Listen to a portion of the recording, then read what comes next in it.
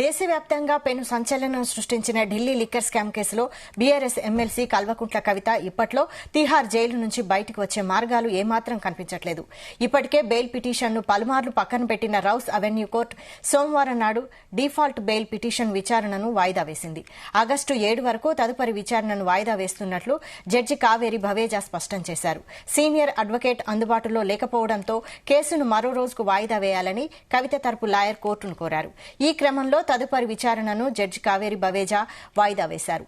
అయితే rows avenue కోర్టులో ఎల్లుండి ఏం జరుగుతుందో ఏమో అని బీఆర్ఎస్ లో టెన్షన్ పెరిగిపోయింది. కాగా కవితను మార్చి 15న తొలుత ఈడీ, ఆ తర్వాత ఏప్రిల్ 11న సీబీఐ అరెస్టు చేసింది. ఈడీ, సీబీఐ పెట్టిన 2 కేసుల్లోనూ సాధారణ బెయిల్ ఇవ్వాలన్న పిటిషన్ను గతంలోనే ట్రయల్ కోర్టు కొట్టివేసింది. ఈ ఆదేశాలను ఢిల్లీ హైకోర్టులో సవాల్ చేయగా అక్కడ నిరాశ ఎదురైంది. ఈ నేపథ్యంలోనే ట్రయల్ కోర్టులోనే మళ్లీ బెయిల్ పిటిషన్ దాఖలు చేశారు. దీన్ని జూలై 22న విచారించిన trial court judge Kaveri Baweja కేసును ఇవాళ్టికి వాయిదా వేశారు. దీనిపై ఎలాంటి నిర్ణయం వెలువడుతుందనేది ఆసక్తికరంగా మారిన ఈ పరిస్థితుల్లో మరోసారి విచారణ వాయిదా పడింది.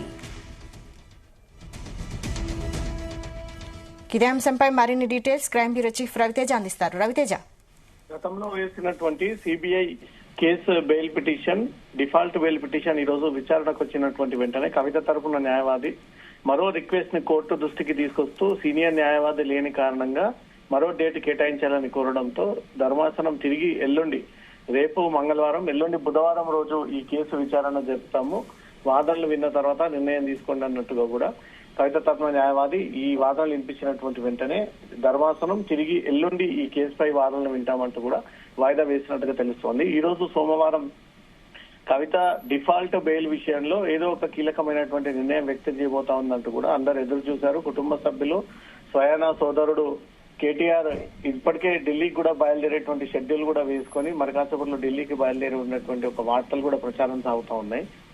ఢిల్లీ లిక్కర్ స్కామ్ కేసులో తిహార్ జైల్లో ఉన్నటువంటి BRS MLA Kalvakuntla Kavitha bail petition పై ఈ రోజు విచారణ జరిగిన తర్వాత కీలక అంశాలు, కీలక ఆదేశాలు ఈ రోజు ఉండబోతాయనేది మాత్రం ఊహించడం జరిగింది. లిక్కర్ స్కామ్ లో కవిత పాత్రపై ఇటీవల సిబిఐ దాఖలు చేసినటువంటి సప్లిమెంటరీ ఛార్జ్ షీట్ ను ట్రయల్ కోర్టు పరిగణలోకి తీసుకున్నది.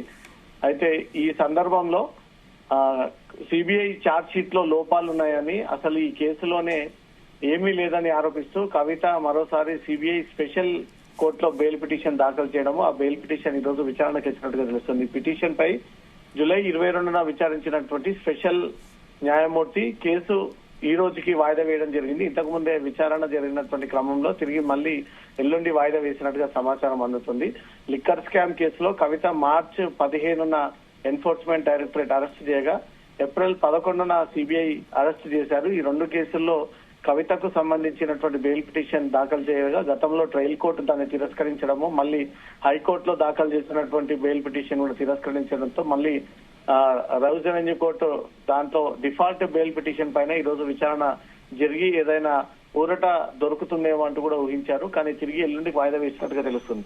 జైల్లో ఉన్నటువంటి కవిత ఈ రోజు సోమవారం నాడు తన సోదరుడు కేటీఆర్, కుటుంబ సభ్యులు హరీష్ రావు కలిసేటువంటి అవకాశం ఉందన్నట్టు కూడా ఉదయం నుంచి ప్రచారం సాగుతోంది. గత కొంతకాలంగా కవిత అనారోగ్య సమస్యలతో బాధపడుతున్నట్టు ఆమె కుటుంబ సభ్యులు కూడా ఆ విషయాలు ఎప్పటికప్పుడు జైలు అధికారులు తెలియజేస్తున్నారు. ఇప్పుడు జూలై 22న హుటాహుటిన ఢిల్లీకి వెళ్లినటువంటి కేటీఆర్ కవితతో ములాఖత్ అయ్యి సుమారు 15 నుంచి 20 నిమిషాల పాటు ఆమెతో ముచ్చటించి ఆరోగ్యపరమైనటువంటి విషయాలు తెలుసుకోవడం. ఎందుకంటే గతంలో అనారోగ్యానికి గురై తను అన్కాన్షియస్ అయినప్పుడు దీన్ దయాళ్ ఆసుపత్రికి తరలించడం, ఆ తర్వాత కోర్టు ఆదేశాల మేరకు ఎయిమ్స్ లో వైద్య పరీక్షలు, తదుపరి వివరాల అన్నిటిపై కూడా కోర్టు ఎప్పటికప్పుడు ఆ వివరాలు తెలియజేయడము, కేటీఆర్ కూడా ఆరోగ్యపరమైనటువంటి విషయాలు, బెయిల్ ఎలా లభిస్తుందో అనే అంశాలపై కూడా ఎప్పటికప్పుడు న్యాయవాదులతో టచ్ లో ఉంటూ ఈ రోజు కేటీఆర్, హరీష్ రావు ఇద్దరు కూడా ఢిల్లీకి బయలుదేరి ఎల్లుండి జరగబోయేటువంటి విచారణ దగ్గరుండి వీళ్ళు ఆ విచారణని పరిశీలించి అనంతరం కోర్టు తీసుకుపోయేటువంటి నిర్ణయాన్ని బట్టి కవితకు ఒకవేళ బెయిల్ లభించినట్టయితే కవితను అక్కడి నుంచి కూడా హైదరాబాద్ తీసుకొచ్చేటువంటి ప్లానింగ్ లో ఉండడము, బెయిల్ తిరస్కరించినట్టయితే మళ్ళీ ఏ రకమైనటువంటి గ్రౌండ్స్ ని ప్రిపేర్ చేసుకుని కవిత విషయంలో బెయిల్ పిటిషన్ కి ప్రపోజల్ కి వెళ్లాలనే ఒక ఆలోచనతోటి ఇద్దరు కుటుంబ సభ్యులు కవితను కలవడానికి ఈ రోజు ఢిల్లీ వెళ్తున్నట్టుగా సమాచారం అందుతోంది. అయితే ఈ రోజు బెయిల్ పై విచారణ వాయిదా పడడంతో కొంత నిరాశ చెందారా కేటీఆర్? బెయిల్ లభిస్తుందన్న ఆశలో ఉన్నారా? సాధారణంగా ఒక కేసు నమోదైన 90 రోజులకు 100 రోజులకు చార్జ్ షీట్ దాఖలు చేసి ఆ చార్జ్ షీట్ లో ఎవరి పాత్ర ఏంటనే దానిపై కూడా నిజాలు ఎప్పటికీ దాంట్లో తేల్చి అది కోర్టులో దాఖలు చేయాల్సి ఉంటుంది. ఆ చార్జ్ షీట్ విషయంలో ఇప్పటికీ కొన్ని సప్లిమెంటరీ చార్జ్ షీట్లు, కొన్ని ఒరిజినల్ చార్జ్ షీట్లు దాఖలు చేసి దాంట్లో కవిత ఏంటి అనేది కూడా స్పష్టమైనటువంటి పాత్ర తెలియజేయలేకపోయారు. అందుకే చార్జ్ షీట్ లో తన పేరు లేని కారణంగా ఇది డిఫాల్ట్ బెయిల్ కిందికి భావించి ఇమీడియట్ గా కవితకు డిఫాల్ట్ బెయిల్ మంజూరు చేయండి అంటూ కూడా కవిత తరపున న్యాయవాదులు ఈ వాదనలు వినిపిస్తున్నప్పటికీ ఇటువైపు దర్యాప్తు సంస్థలు కవిత పాత్ర ఉంది, కవితకు బెయిల్ ఇవ్వకూడదు, బెయిల్ ఇస్తే ఈ క్రూషియస్ టైంలో కవిత బయటికి వస్తే మాత్రం సాక్ష్యాధారాలను తారుమారు చేసి నిందితులను బెదిరించేటువంటి ప్రయత్నాలు చేస్తుంది కాబట్టి కవితకు బెయిల్ ఇవ్వకూడదు అంటూ మాత్రం దర్యాప్తు సంస్థలు తీవ్రంగానే ఈ వాదనలు వినిపించింది.